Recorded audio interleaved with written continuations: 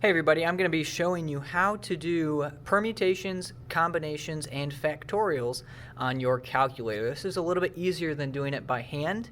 It's a shortcut and a nice way to check your work if you're required to do it by hand in the future. So it will work on all four types of calculators. If you have a newer calculator with a color screen, it should be the same as these general tips as well. But just so you know, this is readily available on pretty much every calculator. It's a standard. So we'll start with the most complex case. So if you go ahead and turn on your calculator, we're going to need to go to the math option right up here in the top left. And if you arrow over to the probability tab, you can see we have lots of choices. The second option is NPR, which is a permutation. The third option is NCR, which is combination. And the fourth option is a factorial. Now, if you go ahead and select one of these, depending on your question, it takes something and puts it in front of this. What you need to have before you ever put in NPR or NCR is the number that you are choosing from. This is the total number of things that are available. So we're going to go ahead and clear this out. And let's say I have 12 things to choose from. I'll go over to math, probability, and then if I need a permutation, remember that means the order matters. And I'm choosing 5 things out of the 12. How many different possibilities are there? You can go ahead and hit enter and it gives you the answer. Now this works because of the math and the factorials and the things like that we've talked about. If you need factorials or things like that, so maybe 10 with a factorial, you just put 10 in, go over to probability, which, neat little trick, you can just hit left and it jumps you all the way across down to the fourth option, hit enter, and there's your answer.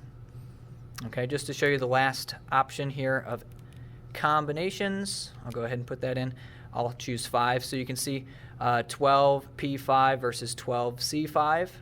They're going to get you different solutions because, again, the order matters versus the order doesn't matter. Switching things around does not make a new combination. So there you go. 83s are pretty similar as well. If you go ahead and turn this on, you need to go to your math menu. Going over to probability, you have NPR, NCR, and factorial. So I'm not going to go through all of those again. If you watch the first part of this, this is exactly the same.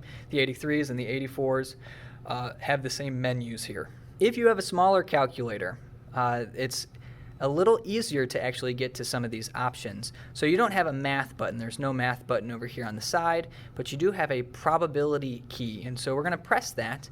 And some of the top options for probability are permutations, combinations, and factorials. Okay, don't go over here. You don't need that.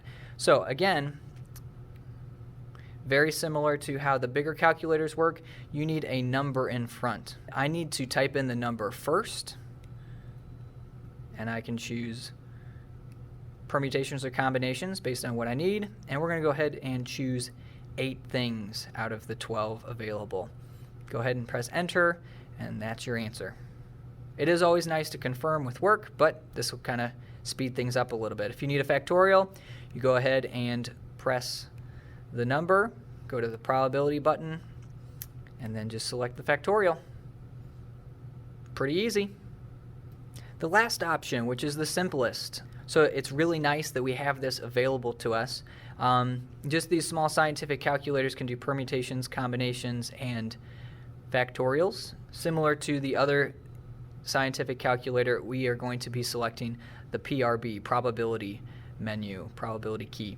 So we need to type in the available options. So let's say there are 20, just making this up. If we go to the PRB button, we have permutations, combinations, factorials, and other things.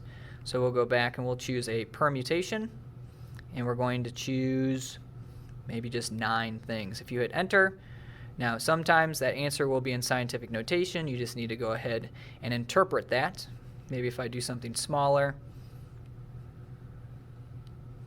and only choose 5 things this time, my answer is a little bit more manageable. That's the one bad thing about these calculators, is that there's not a lot of room for your answer. So a lot of times you'll get scientific notation. Similar, if you need a factorial, we'll go ahead and we'll do 8 factorial. You hit the number, you go ahead and hit that factorial option, press enter. There you go. So there you have it. All 4 of these different types of calculators can do permutations, combinations, and factorials. I hope that helps.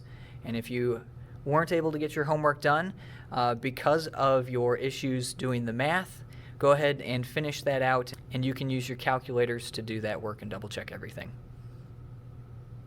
Thanks, guys. Take care till next time.